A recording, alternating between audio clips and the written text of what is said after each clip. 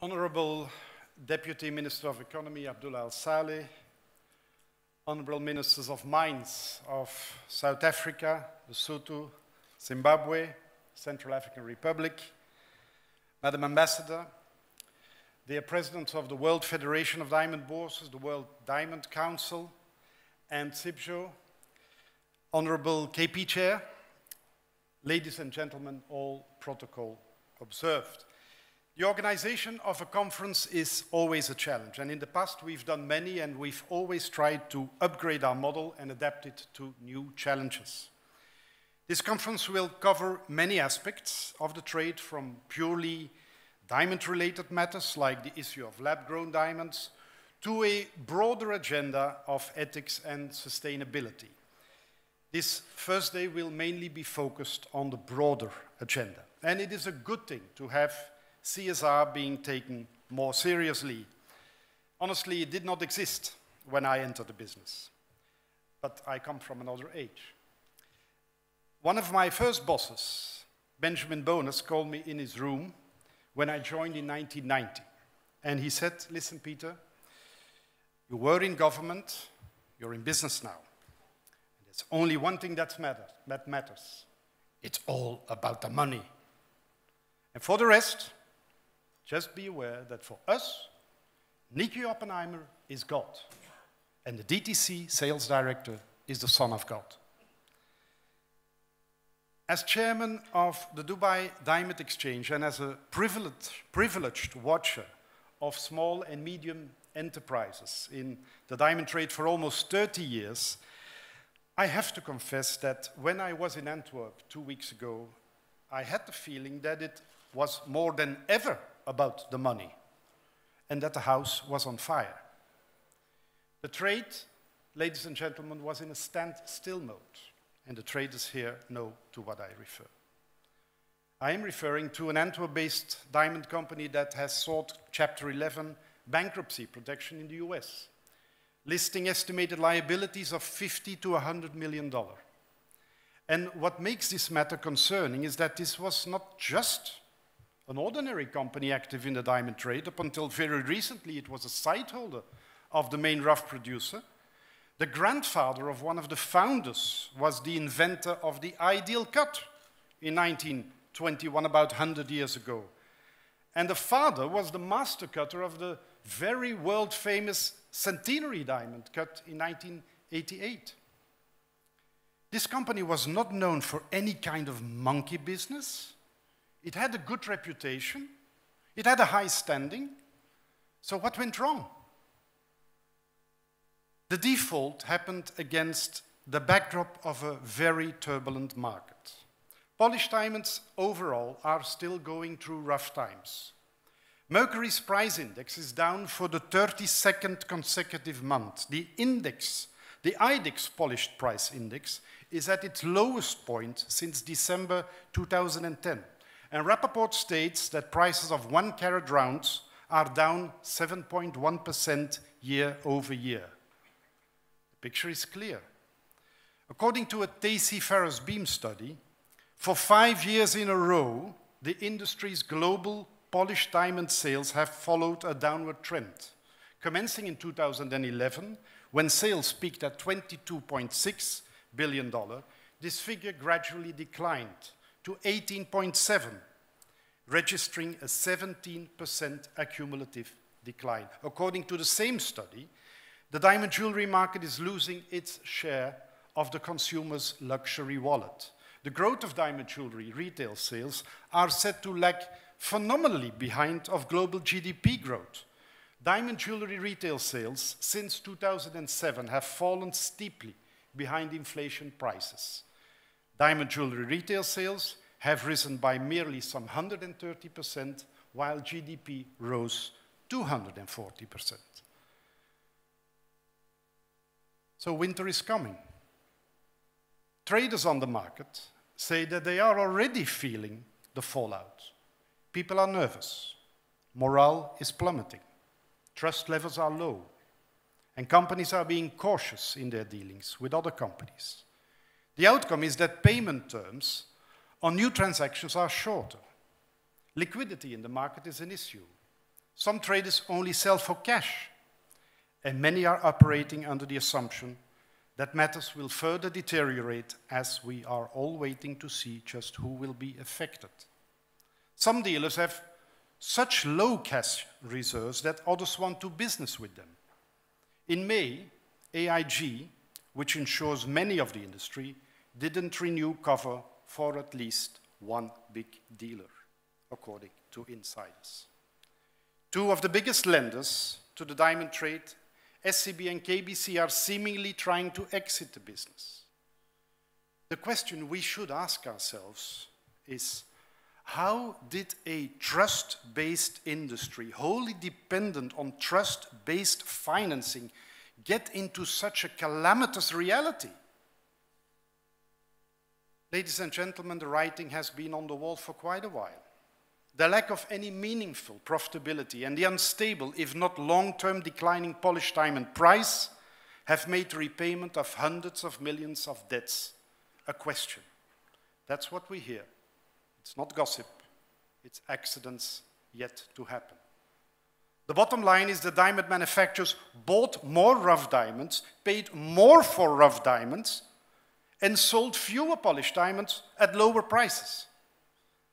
As an economic concept, that is not really a long-term business plan, is it? Is it about time to ask a simple question, how is this possible? Is it, as some traders argue, due to reckless speculation of traders? People argue money was siphoned out of the industry and invested into other assets, such as real estate and equities, because those areas are more profitable.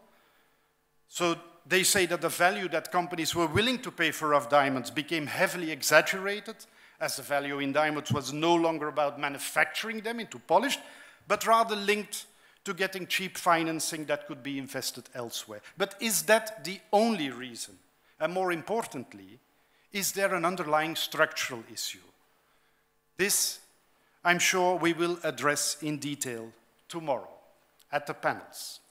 But I thought it was the right moment to set the tone of what will be, without any doubt, a very difficult debate. Secondly, I want to share some first thoughts on two other topics of importance. And first of all, the issue of synthetic diamonds. And we are particularly happy to have Jean-Marc Liber here amongst us, who has volunteered to take up the role of our savior. Thank you, Jean-Marc. And we look forward to what you will say later today. The issue of undisclosed synthetic diamonds and the disclosure of synthetic and treated natural diamonds has been worrisome with the increased production of HPHT CVD diamonds. In the last 2 years, the availability of this new type of diamond has become abundant. Experts believe that as of today, about 3% of the worldwide consumption is man-made. Facilities in the Far East, Russia and China are said to be producing enormous amounts of smaller size CVD and HPHT diamonds. I've seen some small size pointers of CVD in high color and purity, and I'm sure you all have in the trade. It's amazing. According to Tacy Farrosbeam, which I quoted earlier, what characterized 2016 more than anything else was the aggressive behavior of the gem quality synthetic producers. The polished diamond output of one dominant synthetic rough producer is said to enter the consumer market largely undisclosed. In value, Tacy Farrosbeam estimates that some 750 million of gem synthetics lab-grown were sold in 2016. Anglo American, which owns 85% of the Meeus, has for the first time ever categorized the growing market of synthetic gem quality as a principal strategic risk to the company. So where will this end? With production costs definitely about to go more and more down, is it a wrong assumption that for low quality, low color, PK goods with abundant black inclusions and KLM colors down, that in very small sizes, consumers would start to prefer the lab-grown alternative when it is available at the same price, but then without inclusions and in a high color? What effect will this have on the lower end of the trade? What will this imply for producing countries? And then our third important topic is, of course, the VAT. The UAE, as our chairman has referred to, is today one of the top 3 wholesale trade centers of diamonds in the world. Only Antwerp and Mumbai are still before the UAE in the ranking. With a total of $26 billion in 2016, the UAE has gone through a meteoric rise to eminence, starting with a mere 300 million in 2002 when the DMCC was established. What an accomplishment in 15 years. And the Dubai Diamond Exchange 2 years later in 2004, of which I was a proud founding member. In not more than a decade, the UAE has done what no one considered even possible. And this story should continue in the next decade, and all the odds are in favor of further growth.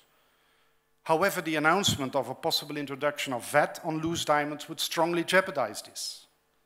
The possible cost implications of a VAT introduction for UAE traders are huge, because in a business where profit margins are very thin, every %0.25% is important for traders handling billions of dollars to decide where to ship the goods.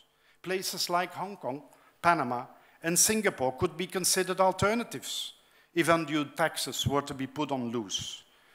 And as our chairman referred to, the same story has happened in the past, when traders preferred Antwerp over Amsterdam in 1921, almost 100 years ago, when the Dutch imposed a similar tax over the diamond trade, which made the traders leave to Belgium. The VAT on loose diamonds should be considered a commodity on which a 0% tariff VAT regime is applied. That would allow the UAE diamond trade to grow further in the search of excellence. The same zero tariff is currently the standard in all other diamond centers across the globe. I'm not really happy to mention this problem in public, at our own conference and in the presence of so many international visitors, but at the same time it has to be said loud and clear. If this challenge does not get solved, all what we've done in the last 15 years will have been for nothing.